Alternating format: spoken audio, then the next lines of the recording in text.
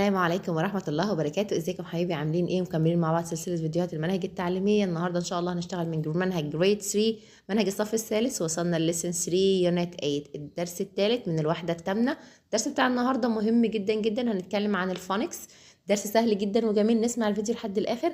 تعالوا نشوف مع بعض. عندي الليترز اس بي ار، ثلاث حروف دول لما بيجوا مع بعض بنطلعوا لنا صوت سبير سبير سبير. listen and repeat، يا ريت نسمع ونردد. يبقى اس بي ار لما بيجوا ورا بعض الثلاث حروف دول بيطلعوا لنا صوت اسمه سبير سبير. تعالوا نقرا كده الكلمات. spring spring اللي هي فصل الربيع، spring spring spray spray. يبقى اس بي ار سبير سبير سبير. spring اللي هي فصل الربيع، spray اللي هي الرشاش، spray spray spray. يبقى اس بي ار spur spur spur. spray spring spray spring. دي كانت اول جزئيه معايا من ناحيه الفونكس. تعالوا نشوفوا الاس تي ار لما بيجوا ورا بعض بيطلعوا معايا صوت ايه؟ stir stir stir. زي كلمه ايه؟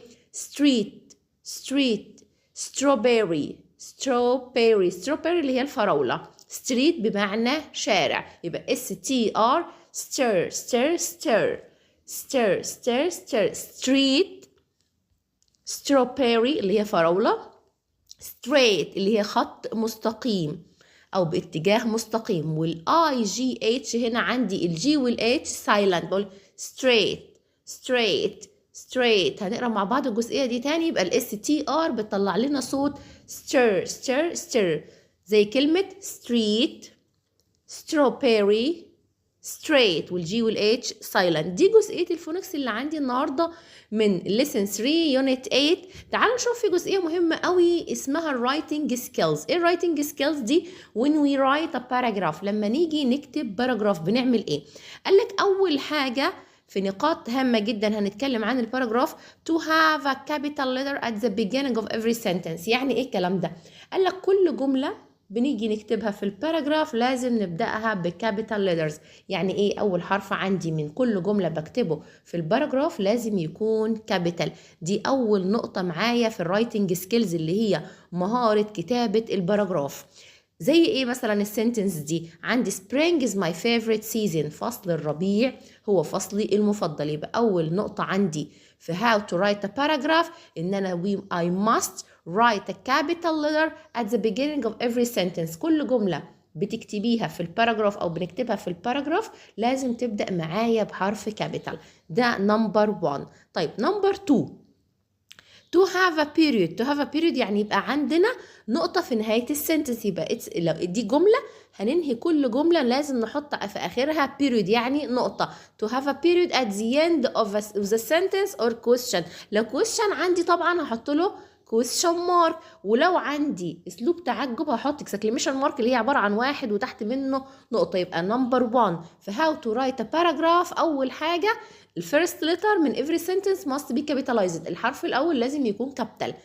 دي نمبر 1. تاني حاجة وانا دايما بقولها للطلبة ان انا بسيب مسافة بين الكلمة والتانية لما باجي اكتب باراجراف او بنكتويشن او اني رايتنج في الانجليش لانجوج، لازم اسيب مسافة بين الكلمة والتانية. تالت حاجة السنتنس بتنتهي معايا period، والكويشن بينتهي معايا بكويشن مارك. يعني الجملة بحط في اخرها period اللي هي نقطة، والسؤال بحط في اخر منه علامة استفهام. طيب زي ايه مثلا؟ جايب لي هنا سنتنس بيقول له we eat strawberries in the street in spring. شوفوا معايا كده الجملة دي هو عاملها ازاي. بدء الحرف الاول بيعلمنا how to write a sentence in the paragraph، ازاي هنكتب الجملة صح في الباراجراف. قال لك الحرف الاول كابيتال، بسيب مسافة، بنهي الجمله بتاعتي لو هي سنتنس بحط لها بيريود زي ما هو حاطط في الجمله دي we eat strawberries in the street in spring. احنا بناكل الفراوله في الشارع في فصل الربيع. دي طبعا سنتنس فحاطط اخرها بيريود. طب تعالوا نشوف الكويستشن نمبر 2. السؤال الثاني هنا كاتب what's your favorite season. زي مثلا ان انا بسال سؤال الحرف الاول كابيتال وده سؤال بحط اخره كويستشن مارك، وزي ما علمتكم نسيب مسافه بين الكلمه والتانيه. دي كانت اساسيات الرايتنج سكيلز اللي احنا ازاي هنكتب باراجراف. الحرف الاول كابيتال، اسيب مسافه بين الكلمه والتانيه، لو جمله بحط اخرها بيريود، لو كويستشن بحط اخره كويستشن مارك. يا رب تكونوا استفدتوا من الجزئيه دي. بعد كده جايب لي جزئيه الرايتنج دي، احنا شغالين طبعا من كتاب المعاصر. تعالوا هنا مع بعض في جزئيه اكسرسايز، جنرال اكسرسايز ان شاء الله باذن الله هنكملها السيشن الجايه. كنت مع مس اميره انجلش في الجرامر. ثانك يو اند جود باي.